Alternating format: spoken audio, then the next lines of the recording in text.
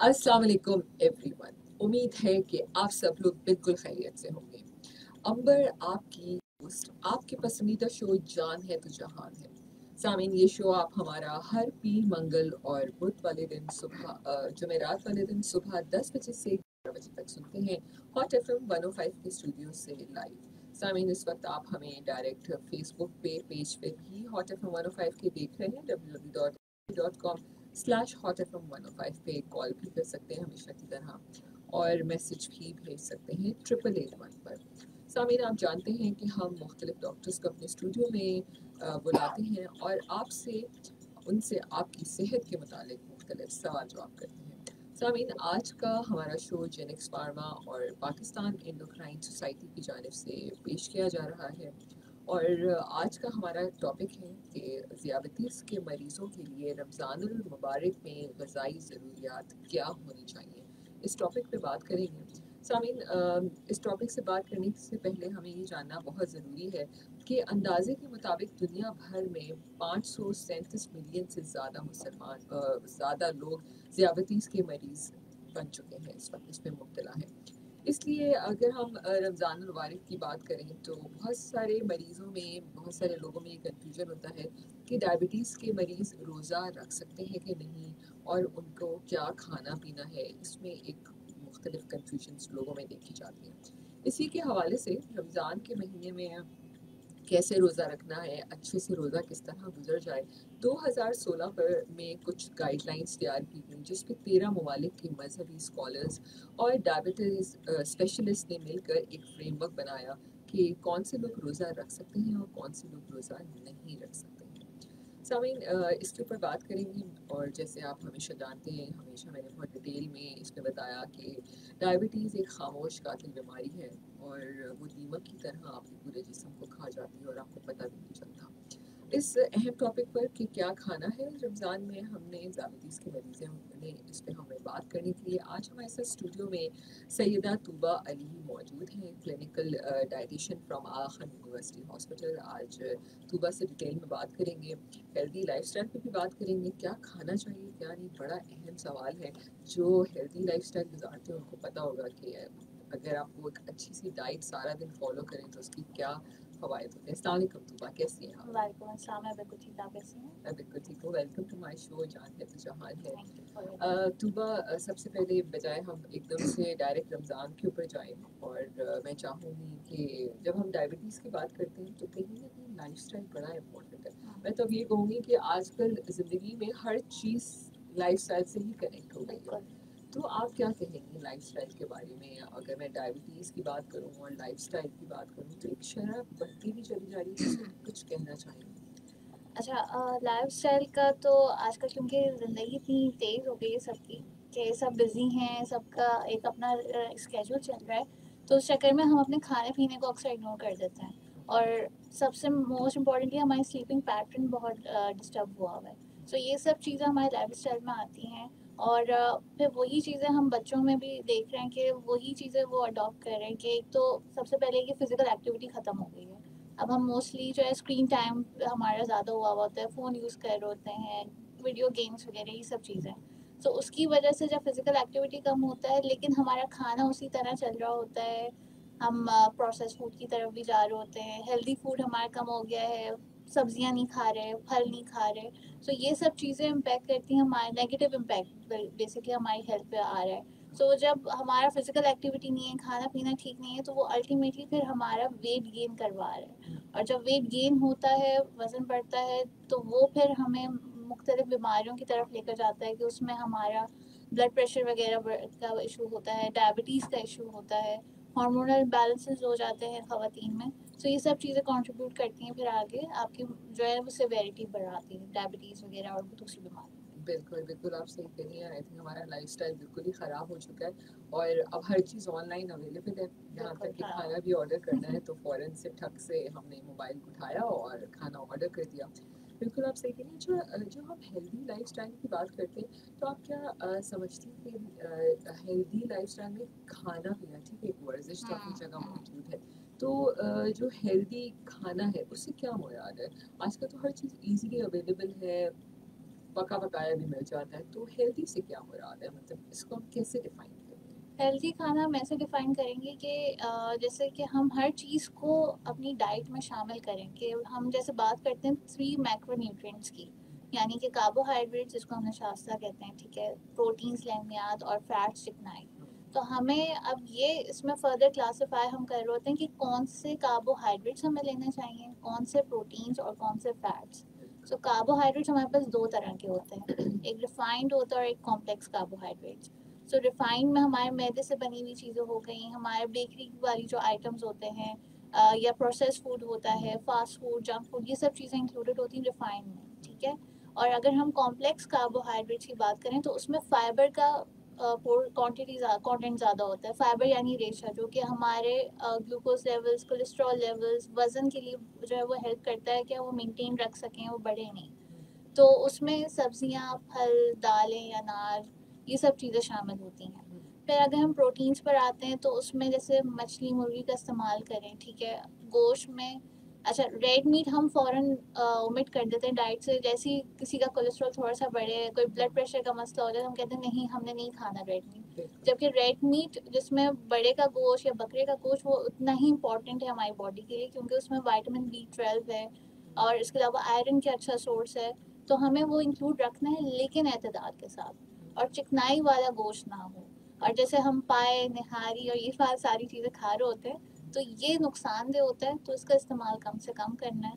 और फिर चिकनाई की तरफ हम आते हैं तो उसमें जो हेल्दी फैट्स हैं, जैसे कि हमारे ये अलसी के बीज होते हैं, फ्लैक्स सीड्स, आप उनका इस्तेमाल कर सकते हैं। ड्राई फ्रूट्स हो गए, बादाम, अखरोट वगैरह, आप कम क्वांटिटी में वो ले सकते हैं। फिर इसी तरह घी, अच्छा, देसी घी नुकसानदेह नहीं होता, वो ज़रूर लें, लेकिन मसला ये अब हमारे उसमें ये आता है कि हम उतने एक्टिव नहीं हैं, तो वो उल्टा हमारे लिए नुकसानदेह हो सकता है, कोलेस्ट्रॉल, वेट, ये सब चीज़ों के लिए। तो जैसे हम ऑयल्स की बात करते हैं, ऑलिव ऑयल हो गया, कनोला या सनफ्लावर ऑयल, तो इनका इस्तेमाल किया जा सकता है, क्योंकि थोड़ा इनमें चिकनाई का रेशो कम होता है। सो ये चीज़ें हम इनको कॉम्बिनेशन मील बनाकर हम ये हेल्दी डाइट कर सकते हैं। बिल्कुल। और अभी लेटेस्ट नई रिसर्च के मुताबिक है कि अगर हम एनिमल फैट को कम करें और वेजिटेबल्स से रिलेटेड जो ऑयल है आप उसको ऐड करें अपनी डाइट में। सामने एक छोटे से ब्रेक की तरफ जाएंगे और ब्रेक के बाद हम डिस्कस करेंगे कि रमज़ान आने वाला है, 1 महीने के बाद रमज़ान है, और इस पर क्या खाना है डायबिटीज़ के मरीज़ों को, क्योंकि बड़े परेशान रहते हैं। वैसे भी डायबिटीज़ के मरीज़ ना, अगर जिनको फ़िक्र बहुत होती है दुआ, वो हमेशा ही फ़िक्रमंद रहते हैं कि ये नहीं खाना, वो नहीं खाना, और वो लोग भी मौजूद है जिनको कोई फ़िक्र नहीं होती, सब कुछ ही खा रहे होते हैं, और फिर क्या मसाइल पेश आते हैं वो ही समझते हैं। तो हमारे साथ ही रहिए सामीन। आज का शो जेनेक्स फार्मा और पाकिस्तान एंडोक्राइन सोसाइटी की जानिब से पेश किया जा रहा है। सईदा तूबा अली आज हमारे साथ मौजूद हैं, clinical dietitian from Aga Khan university Hospital. और आज ज़ियाबतीस के मरीज़ों के लिए रमज़ान मुबारक में ग़ज़ाई ज़रूरियात क्या है, ब्रेक के बाद इस पर हम बात करना शुरू करेंगे। आपकी कॉल्स हमेशा की तरह शामिल कर सकते हैं 021 111 000 105 के ऊपर। हमारे साथ ही रहिए, ब्रेक के बाद वापस आते हैं। सामीन, अंबर आपकी होस्ट, आपके पसंदीदा शो जान है तो जहान है। सामीन, आज का हमारा ये शो पाकिस्तान एंडोक्राइन सोसाइटी और जेनिक्स फार्मा की जानिब से पेश किया जा रहा है। आज रमज़ान मुबारक के मरीज़ों के लिए, ज़ियाबतीस के मरीज़ों के लिए रमज़ान मुबारक में क्या ग़ज़ाई ज़रूरियात होनी चाहिए, उसके ऊपर बात करेंगे। और आज हमारे साथ स्टूडियो में सईदा तूबा अली मौजूद है, clinical dietitian from Aga Khan university and hospital. जी तूबा, हम डायबिटीज़ के मरीज़ों के लिए बात कर रहे थे। डायबिटीज़ के मरीज़ों के लिए रमज़ान आता है तो ज़ाहिर कन्फ्यूजन होता है कि हमें रोज़ा रखना भी है कि नहीं रखना, और क्या खाना है। तो हम इसको किस तरह लेके चलेंगे, मैं चाहूँगी कि मतलब 1-2 दिन पहले क्या तैयारी होनी चाहिए ज़ियाबतीज़ के मरीज़ों के लिए रमज़ान में, वो थोड़ी सी डिटेल्स वहाँ से आप शुरू करें। अच्छा, जैसे जो डायबिटिक्स होते हैं हमारे पास, फर्स्टली वो ये सबसे पहले करें कि अपना मुआयना कराएं, और जो भी डॉक्टर हैं उनको उसके अकॉर्डिंग ही वो उनको बताते हैं कि रोज़ा वो रख सकते हैं या नहीं। क्योंकि शुगर्स फ्लक्चुएशन हो रही होती है, या और कोई कॉम्प्लिकेशन साथ में होती है डायबिटीज़ के, जैसे अगर शुगर अनकंट्रोल होती है तो वो फिर आपके गुर्दे पे भी असर कर सकती है, ब्लड प्रेशर्स वगैरह। तो मल्टीपल अगर कोई इश्यूज होते हैं तो वो उस हवाले से देखकर वो फिर आपको गाइड करते हैं डॉक्टर्स कि वो आप रोज़ा रखें या नहीं। दूसरा ये कि यूजली होता है कि आप 1-2 दिन पहले के बजाय 1-2 महीने पहले थोड़ा सा अपना डाइट बेहतर करके देखें, थोड़ा सा ये देखें कि आपका अगर एक दिन फास्ट करके आप रोज़ा रख के देख सकते हैं, ताकि आगे का हमें पता चल जाए कि आपका किस तरह पूरा दिन गुजर रहा है। तो अगर हम जैसे डाइट की बात करते हैं रमज़ान में, तो एक तो सबसे पहले सवाल आता है पकौड़े खा सकते हैं या नहीं, या समोसे खा सकते हैं। तो बात सारी यही होती है कि आप बिल्कुल ले सकते हैं, लेकिन क्वांटिटी कंट्रोल के साथ, और रोज़ रोज़ ना खाएं, ठीक है। और सब मोस्ट इम्पॉर्टेंटली आपकी शुगर कंट्रोल में होनी चाहिए, तो वो सब चीज़ें आप ले सकते हैं पोर्शन साइज। सही। अच्छा, तो मैं चाहूँगी कि अगर हम सहरी से स्टार्ट हाँ। करते हैं कि शुगर का मरीज़ जब सहरी में उठता है तो उसको क्या खाना चाहिए, और उससे हम ताकि थोड़े से मरीज़ों को ये पता चल सके कि क्या खाना है और क्या नहीं खाना है, और कितना मीठा खा सकते हैं, कितना नहीं। अच्छा, सहरी से हम शुरू करते हैं, तो उसमें ये कि आप जैसे एक चाय के चम्मच ऑयल आप रोटी पे लगा कर ले सकते हैं, एक काइंड ऑफ पराठा वो बन सकता है। इसके अलावा उसके साथ या सादी रोटी जो प्रेफर करते हैं वो भी ले सकते हैं। दलिया वगैरह होता है, जैसे जौ का या गंदम का दलिया हो गया, या साबूदाना अगर लेना हो वो लिया जा सकता है। सही। और ब्रेड मैं डिस्करेज करती हूँ, मैं कहती हूँ कि आप सहरी एक अच्छा मील ले लें, क्योंकि डबल रोटी ले तो लेते हैं, लेकिन वही बात है फिर वो आपको पूरा दिन आपने रोज़ा रखना है, तो वो सही एट टाइम्स नहीं रहता। तो कोशिश करें कि वो चीज़ें लें, जैसे कि ये इसमें फाइबर ज़्यादा है। अच्छा, साथ में ये कि फिर हम प्रोटीन का पोर्शन रखते हैं कि आप अंडा भी खा सकते हैं। अच्छा, अंडा जर्दी के साथ लिया जा सकता है, उससे कोई कोलेस्ट्रॉल का इशू नहीं होता। तो आप 1 टीस्पून ऑयल में ऑमलेट बना कर ले सकते हैं। फ्राइड एग हो गया, बॉइल्ड एग लेना है तो वो भी ले सकते हैं। इसके अलावा घर के बने हुए कबाब होते हैं, या घर का कोई सालन होता है वो हम रख सकते हैं साथ में। इसके साथ आप जो है कोई फ्रूट भी खा सकते हैं, ठीक है, क्योंकि फ्रूट्स अलाउड होते हैं, फ्रूट्स मना नहीं होते। एक फ्रूट ले लें, या फिर आप ये कर सकते हैं कि दही का इस्तेमाल कर लें, या दही की लस्सी बना कर ले सकते हैं, ताकि कि आपको प्याज का भी इतना मसला ना हो पूरे दिन, और आपका एक अच्छा मील आपका प्रिपेयर हो जाएगा। और जो है साथ में कि आप ये भी कर सकते हैं कि आप जैसे उसमें दही की लस्सी है, तो उसमें आप थोड़ा सा अलसी के जो बीज का पाउडर है वो शामिल कर सकते हैं। तो ये सब चीज़ें अगर हम क्वांटिटी कंट्रोल के साथ रखें, तो वो आपका पोर्शन अच्छा हो जाएगा और शुगर्स पे भी इफेक्ट नहीं आएगा। बिल्कुल। अच्छा, बहुत सारे लोग वैसे तो ये मेन्यू सुन के मुझे ऐसा लग रहा है कि जिनको डायबिटीज़ ना हो वो भी खा सकते हैं वगैरह। बिल्कुल। बिल्कुल, ये हेल्दी ये हेल्दी ब्रेकफास्ट है। बिल्कुल। अच्छा, अब ज़ाहिर है सारा दिन शुगर के मरीजों ने दिन गुजारना होता है, डिफरेंट एक्टिविटीज़ भी होती हैं, तो आप क्या समझती हैं कि अगर शुगर लेवल्स मतलब कोई मीठा भी खा सकते हैं ऐसे कि पूरा दिन शुगर लेवल्स बहुत ज़्यादा लो ना हो? मीठे के ऑप्शंस में भी ये हम कह सकते हैं कि आप थोड़ा सा क्वांटिटी में गुड़ का इस्तेमाल कर सकते हैं, ठीक है। या जैसे अगर हम दलिया खा रहे हैं उसमें थोड़ा सा शहद शामिल कर लिया, या आप एक खजूर शामिल कर सकते हैं। सो इस तरह का मीठा लिया जा सकता है, इससे ज़्यादा फिर क्वांटिटी में प्रॉब्लम होगा। ओके, और चाय के बारे में क्या है आपका सजेशन कि चाय का इस्तेमाल कर सकते हैं? क्योंकि बहुत सारे लोग कहते हैं कि सहरी के वक्त चाय का इस्तेमाल ना किया जाए, कहवा पी लिया जाए। कहवा भी ठीक है, और चाय का भी इस्तेमाल किया जा सकता है, उसका कोई इतना इशू नहीं है। आप एक कप जैसे 250 ml जो हमारा होता है वो ले सकते हैं। उसमें ये कि हमारे पास जैसे अगर शुगर बहुत अच्छा कंट्रोल मैनेज किया हुआ है तो थोड़ा सा गुड़ ऐड कर लें, या फीकी कोई पी सकता है तो वो भी ठीक है, या फिर हमारे पास जो मार्केट में स्वीटनर्स वगैरह हैं तो उनका इस्तेमाल किया जा सकता है। ठीक है। ओके, अच्छा, अगर ड्यूरिंग द डे आप बहुत ज़्यादा ऐसा भी हो सकता है कि शुगर लेवल डाउन होने लगे, तो उसमें आपकी क्या हिदायत होगी? अच्छा, अक्सर जैसे बहुत शुगर आपकी लो हो रही है बिलो 70 या जो रेंज है, सो उसमें यही होता है, डॉक्टर्स यूजुअली यही कहते हैं कि आप फिर फ़ौरन उस वक्त रोज़ा अपना तोड़ दें, क्योंकि वो फिर मज़ीद मसला हो सकता है आगे जाके अगर आपने उसी वक्त उसको ट्रीट नहीं किया है तो। सो बेहतर यही होता है कि आप उस वक्त रोज़ा तोड़ लें। और क्योंकि और अगर जैसे होता है कि इफ्तारी से कुछ देर पहले 70 तक भी आ रही है, तो उसमें यूजुअली कह रहे होते हैं कि अगर थोड़ा सा वेट कर सकते हैं तो ठीक है, वरना फिर एंड में वही होता है कि आपको रोज़ा तोड़ना ही पड़ता है ताकि सही। शुगर लेवल तो हम कंट्रोल शुगर रहे। लेवल्स को चेक कर सकते हैं ड्यूरिंग फास्टिंग? हाँ, कर सकते कर सकते हैं, ठीक है। अच्छा, जब अफ्तारी की बात आती है, ज़ाहिर है अभी वैसे भी आपने पकौड़ों का ज़िक्र किया, और जब पकौड़े वैसे ही आजकल मौसम भी बड़ा हसीन चल रहा है, तो जी। पकौड़े, बारिश का भी मौसम जैसा है, तो पकौड़े तो खाने मस्त होते हैं। तो क्या अफ्तारी में क्या खाएं, और फिर खाना भी खाना है, फिर बहुत सारे ऐसे मरीज़ हैं जो तरावी पे भी जाते हैं, मैं चाहूँगी उसके साथ कुछ डिटेल्स बताइए। अच्छा, अफ्तारी का ये है कि एक बहुत सिंपल सा रूल रखें कि अगर हैवी अफ्तारी हो गई तो फिर खाना कंट्रोल खा लें, ठीक है। और अगर अफ्तारी के ऑप्शंस में हमारे पास यूजली चना चाट होता है, फ्रूट चाट बनी हुई होती है, तो फ्रूट चाट में ये कर सकते हैं कि हम सारे फ्रूट्स ले लें, कोई मसला नहीं, लेकिन उसमें जैसा हम जूस ऐड कर रहे होते हैं टेस्ट के लिए, या हम चीनी का इस्तेमाल कर रहे होते हैं, तो वो चीज़ ना करें।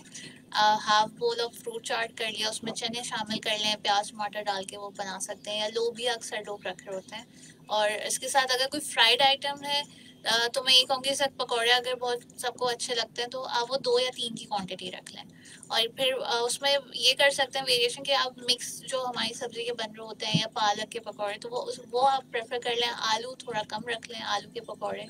और अगर जैसे समोसे वगैरह की बात है तो आई वुड एडवाइस कि अगर वो 1 बाइट समोसे हो हैं तो वो ले लें, बजाय इसके कि वो बड़े साइज़ का हो।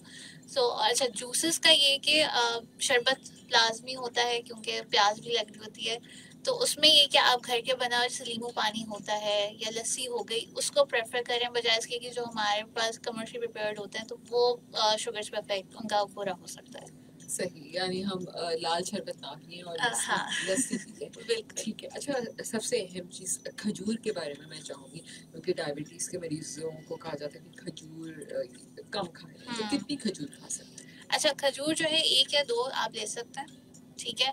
हम यूजली कह रहे होते हैं कि आप ऑल्टरनेट डेज पे रखें, बिकॉज रोज रोज लेते हैं तो वो एट टाइम शुगर्स पे अफेक्ट कर सकता है।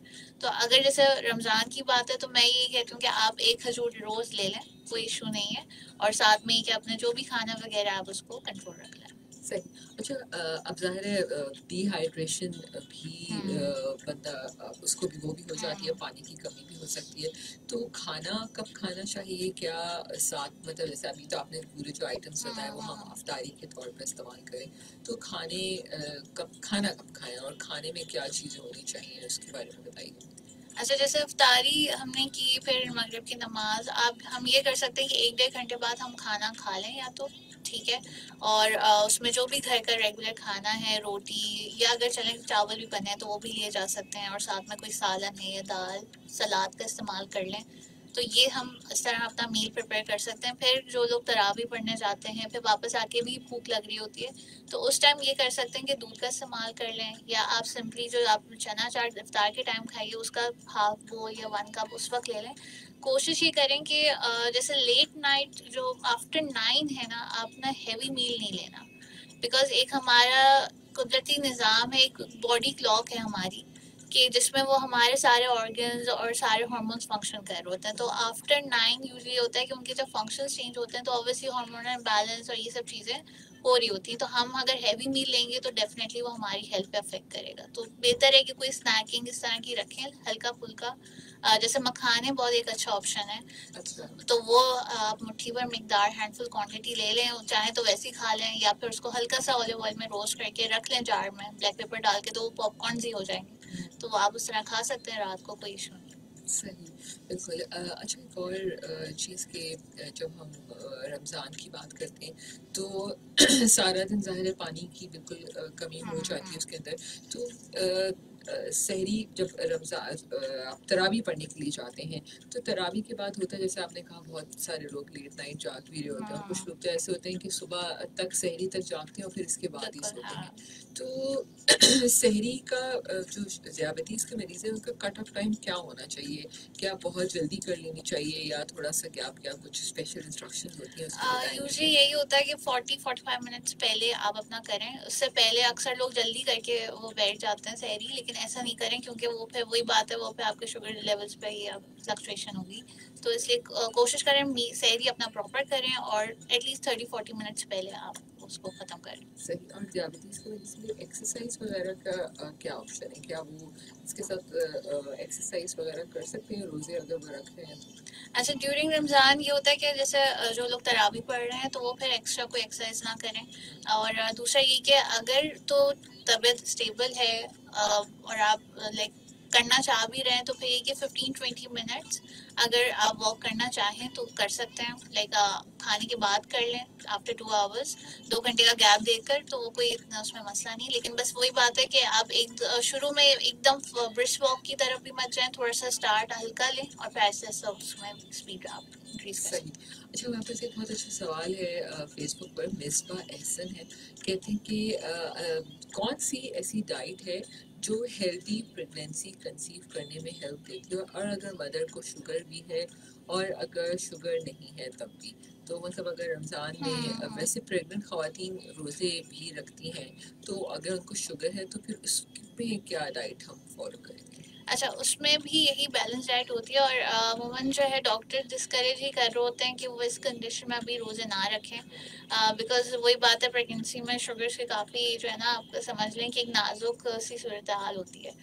उसमें भी यही होता है डाइट कि आपने सारे मैक्रोन्यूट्रिएंट्स लेने, यानी कि निशास्ता हो गया, प्रोटीन्स हो गया, फैट्स, उसका आप कॉम्बिनेशन मील बनाएं, और टाइमिंग्स का ख्याल रखें, और उसमें क्योंकि अक्सर भूख आपको लग रही होती है तो अपने पास हेल्दी स्नैकिंग रखें, जिसमें हम जैसे भुने हुए चने हो गए, बादाम वगैरह अगर हो गया है, ठीक है, दूध का इस्तेमाल हो सकता है, दूध हल्दी ले लें, और इसके अलावा जैसे मैंने मखानों का बताया, कोई फ्रूट का ऑप्शन हम रख सकते हैं, क्योंकि उसमें आपको यूजली हम डायबिटीज में स्मॉल फ्रीक्वेंट मील्स, यानी कि थोड़ा थोड़ा करके आपने खाना होता है, एक वक्त में खाएंगे तो वो फिर प्रॉब्लम कर सकता है।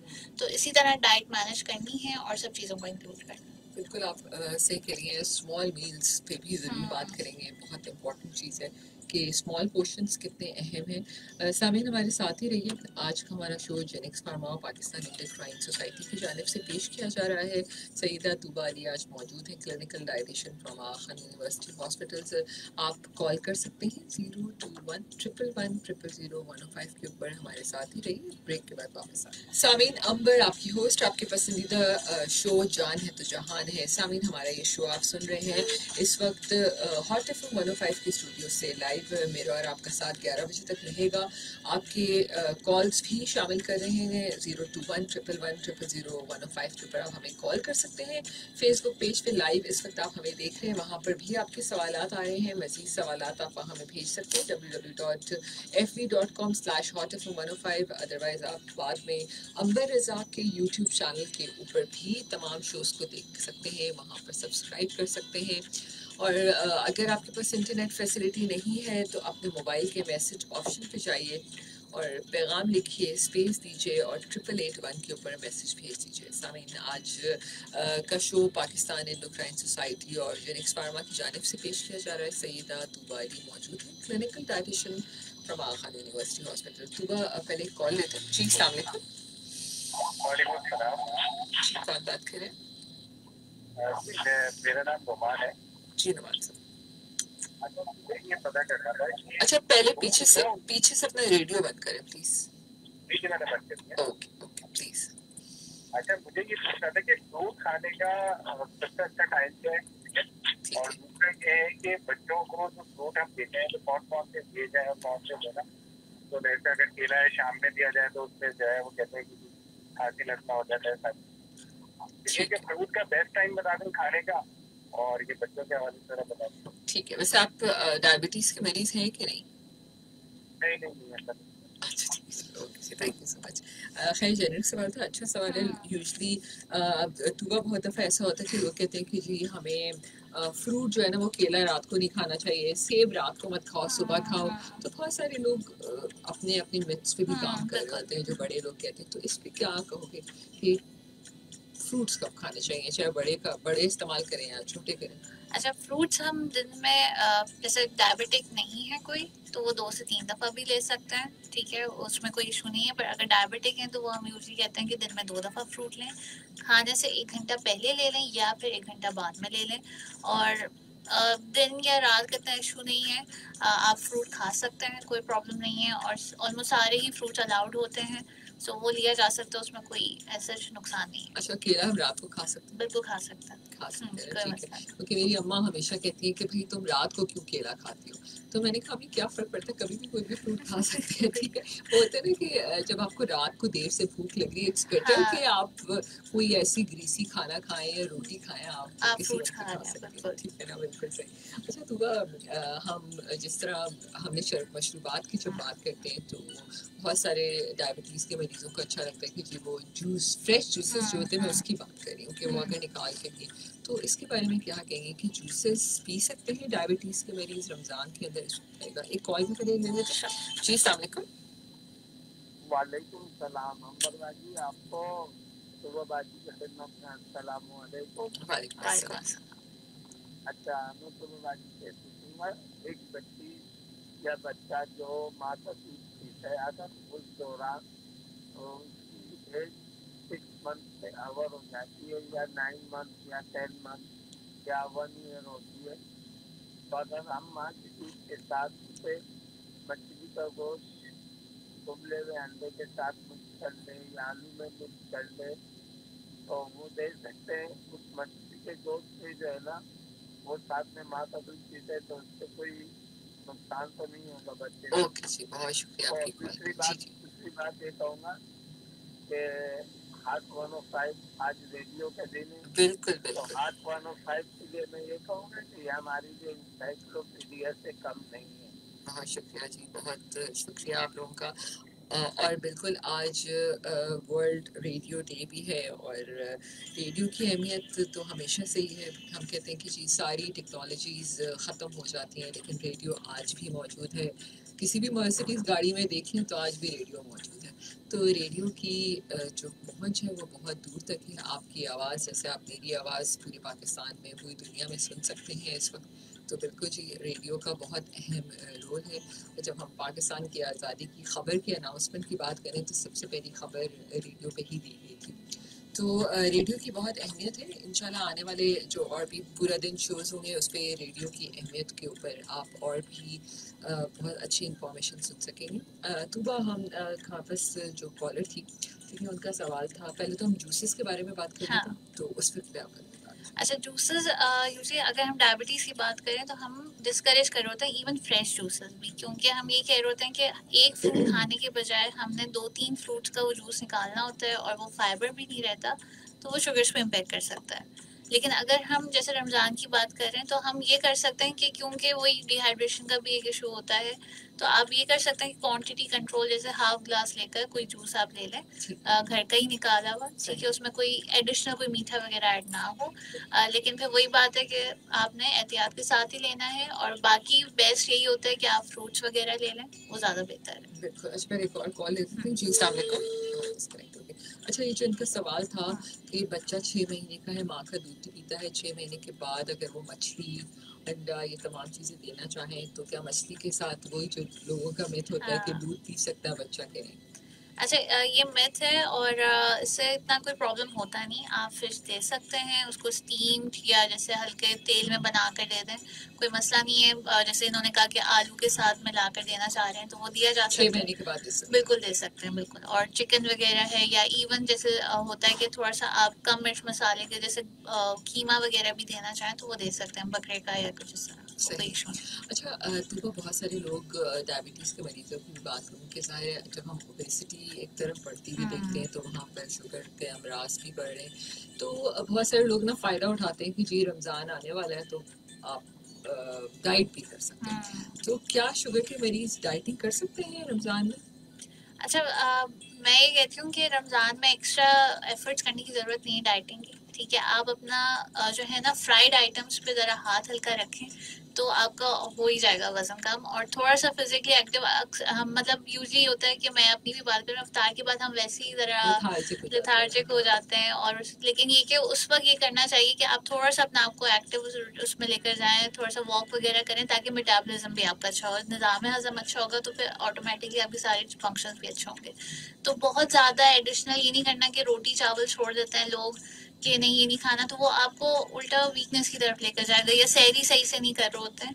तो बेहतर ये है कि अपना पोर्शन कंट्रोल करें, हेल्दी डाइट रखें और फ्राइड आइटम्स कम से कम। कॉल है जी, अस्सलाम वालेकुम। जी मैं बिल्कुल ठीक हूँ। वालेकुम अस्सलाम। अच्छा, मैं अक्सर की बात कर रहा हूँ कराची से जी।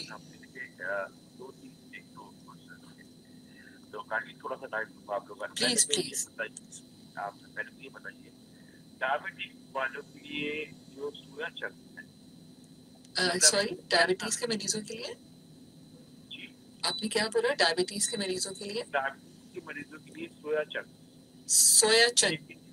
सोया चंक, ये डॉक्टर को पता होगा। ठीक है, ठीक है, ठीक है। नॉलेज होगा। अच्छा अच्छा, और दूसरा मेरा सवाल ये है कि जैसे बच्चे जब ग्रोथ कर रहे होते हैं, लाइक 10 एंड 11 ईयर्स की बच्चियां या बच्चे, तो उनके लिए कौन सा ऐसा फूड है या ऐसी कौन सी चीज है जो उनको दी जाए जो उनके लिए जो है ना बहुत फायदेमंद होती है। और दूसरा तीसरा बात मैं आपसे ये कहूँगा कि वो आप जब खाने पीने की बात कर रहे थे ना, कि भाई लोग खाने पीने पे, तो एक मेरी दादी एक चीज कहती थी, जीने के लिए खाते हो या खाने के लिए, बिल्कुल, है ना, ये आपको सोचना चाहिए। तो जीने के लिए खा रहे हैं या खाने के लिए जी रहे हैं। तो बस इसमें अगर आदमी सोच लेगा ना, तो उसकी हर चीज जो है वो एफर्ट उसका सही हो जाएगा। बिल्कुल, बिल्कुल आप सही कह रहे हैं सर, बिल्कुल। कोई और सवाल मजीद? बस यही मेरे दो। ओके जी, बहुत शुक्रिया जी। सोया चंक की बात करें।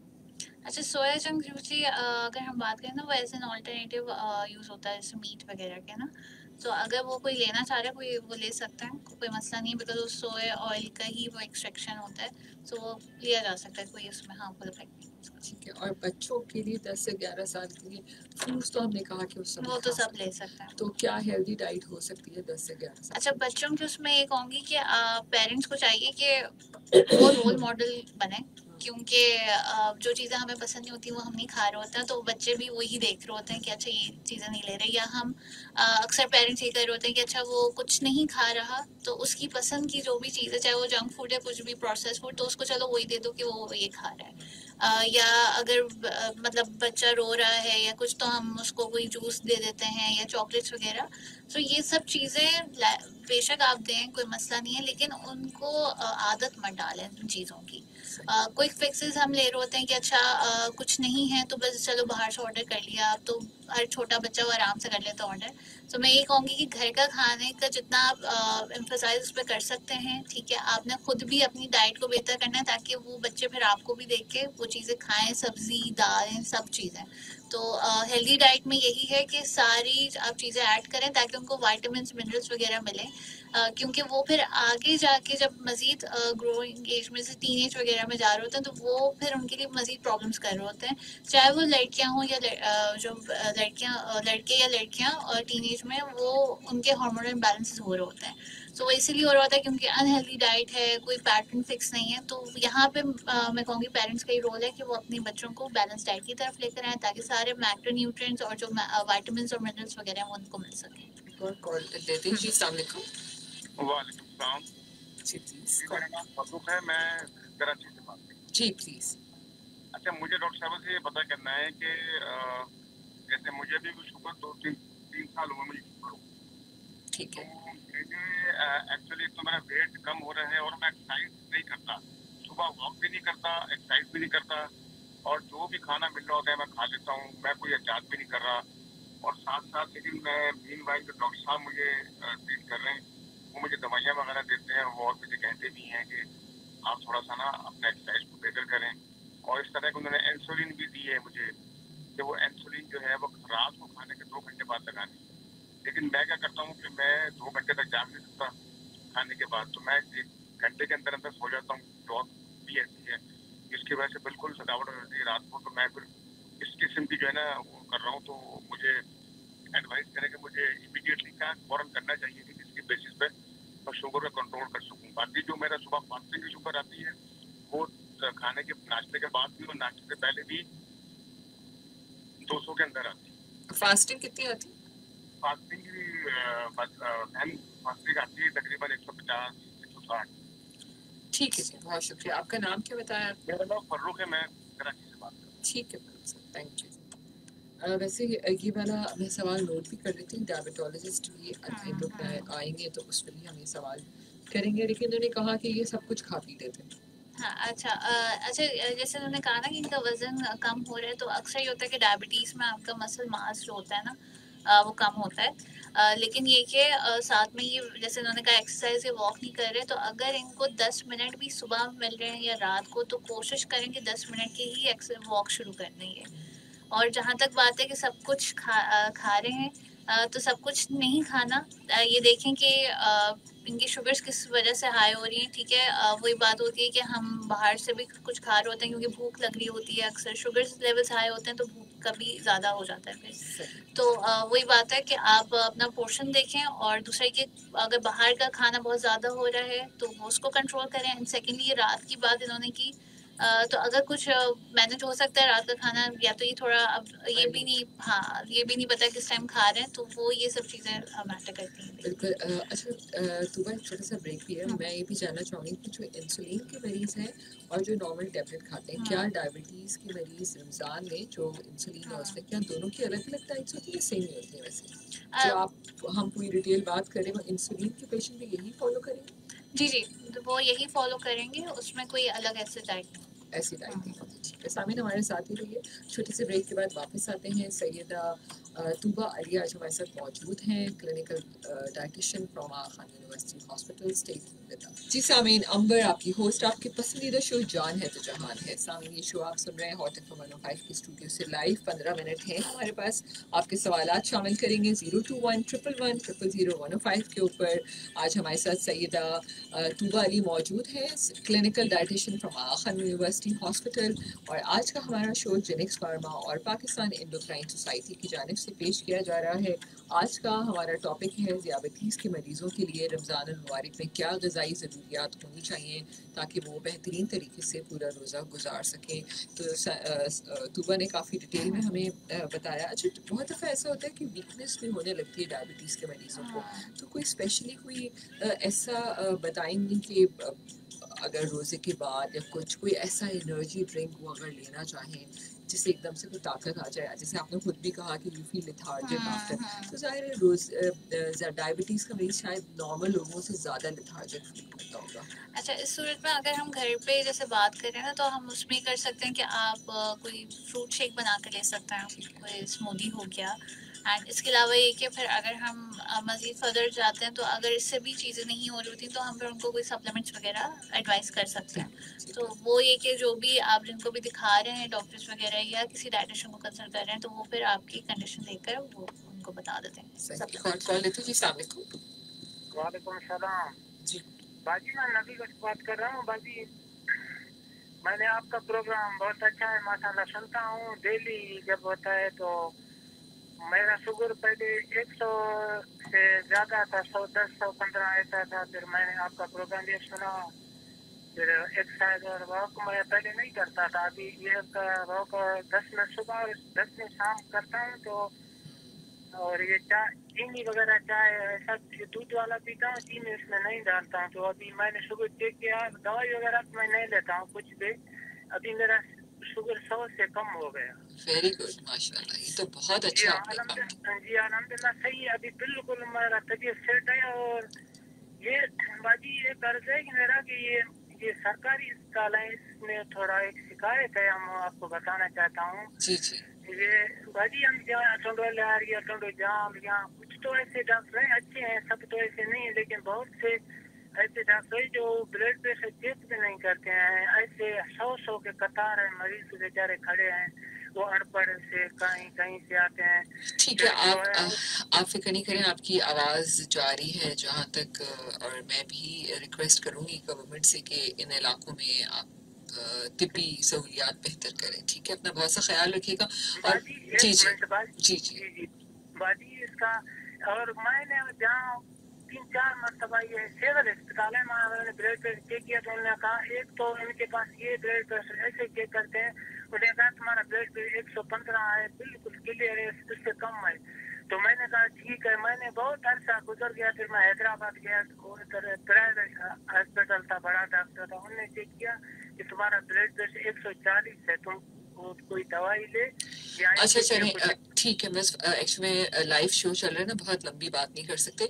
तो आप जब शहर में आना हो तो किसी अच्छे जगह पर एक जगह अपना ज़रूर दिखा दें, ठीक है, ब्लड प्रेशर, ताकि एक दफ़ा डिसाइड हो सके कि आपको ब्लड प्रेशर की बीमारी तो नहीं है।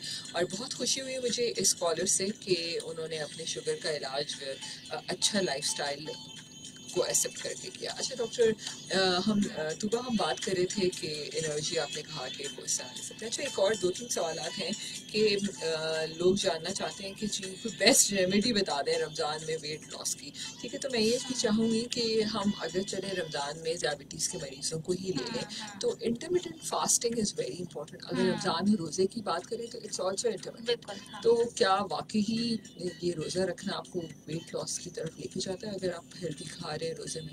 बिल्कुल बिल्कुल, अगर हम हेल्दी अपना डाइट रख रहे हैं विद पोर्शन कंट्रोल्स और थोड़ा सा अगर हम एक्टिविटी भी रखते हैं तो और वाटर इनटेक अच्छा हो, पानी का इस्तेमाल अच्छा हो, तो डेफिनेटली हम वेट लॉस की तरफ जाते हैं। इसके अलावा इंटरमिटेंट फास्टिंग की जैसे बात हो रही है तो उसकी डिफरेंट विंडोज़ होती हैं कि 8 आवर्स या 16 आवर्स इस तरह।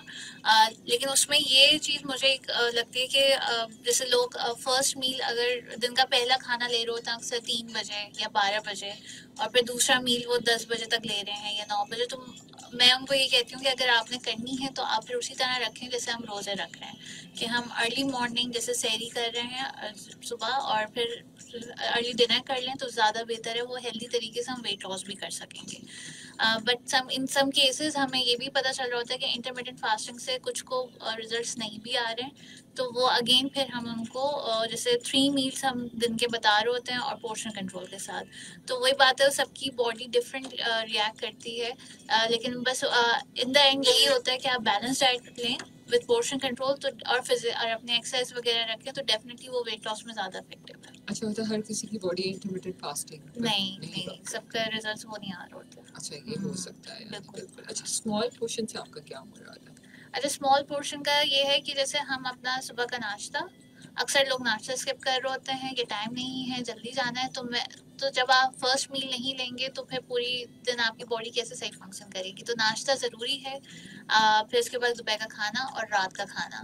अच्छा, इसके बीच में जो गैप आ रहा होता है अक्सर हमें इसमें भूख लग रही होती है तो बहुत से लोग चाय का इस्तेमाल बहुत ज़्यादा कर लेते हैं, या जैसे अगर हम ऑफिस इन्वायरमेंट में तो कोई भी आ रहा है तो स्नैक आ जाता है, बिस्किट्स आ गए या समोसा आ जाता है एट टाइम्स, या कोई भी बेकरी निम्को वगैरह हम खा रहे होते हैं, तो इसमें ये वाले स्नैक्स लेने की बजाय अगर हम फ्रूट्स का ऑप्शन रख लें, हम ड्राई फ्रूट्स ले सकते हैं, या अक्सर हमारे पास वो हाई फाइबर बिस्किट्स होते हैं तो वो हम ट्राई कर सकते हैं। तो डिफरेंट ऑप्शन हम इस तरह रखें कि वो हेल्दी स्नैकिंग में आए और हमारा वेट लॉस जो है वो भी हो जाए, मेंटेन रखना है तो वो भी इससे हो जाएगा। अक्सर लोग समझते हैं कि स्मॉल फ्रीक्वेंट मील्स के जो है ना आपने बीच में भी खाना खा लेना है, क्यों वो नाश्ता करते हैं फिर दोबारा कोई हैवी मील ले लेते हैं, तो ये नहीं करना।